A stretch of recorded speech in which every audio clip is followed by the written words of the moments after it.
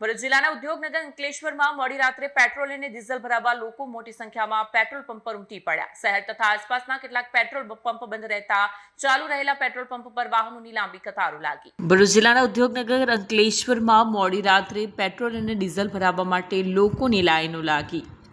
Petrol અને ડીઝલની અછત સર્જાશે તેમજ ભાવોમાં વધારો થશે તેવી દહેશત વચ્ચે લોકો રાત્રે 12 વાગ્યા બાદ પણ ઈંધણ ભરાવવા દોડી આવ્યા.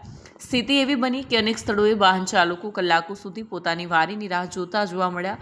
માહોલ ત્યારે વધુ ગરમાયો જ્યારે પેટ્રોલ માત્ર 100 રૂપિયાનું અને ડીઝલ માત્ર 500 રૂપિયાનું જ આપવામાં આવ્યું, જેના કારણે લોકોમાં ગભરાટનો માહોલ સર્જાયો. વડાપ્રધાન નરેન્દ્ર મોદીની અપીલ બાદ પેટ્રોલ ડીઝલની અછત અને સંભવિત ભાવ વધારાની ચર્ચાઓએ વધુ ચિંતિત બનાવ્યા છે, જેના પગલે અંકલેશ્વરના અનેક પેટ્રોલ પંપો પર ભારે ભીડ અને ટ્રાફિક જેવી સ્થિતિ સર્જાઈ. પ્રશાસન દ્વારા લોકોને અફવાઓથી દૂર રહેવા અને જરૂરી જેટલું જ ઈંધણ ભરાવવાની અપીલ કરવામાં આવી રહી છે. વિડીયો જર્નાલિસ્ટ ઇમ્તિયાઝ પઠાણ સાથે કરણસિંહ, સત્યા ટીવી ન્યૂઝ, અંકલેશ્વર.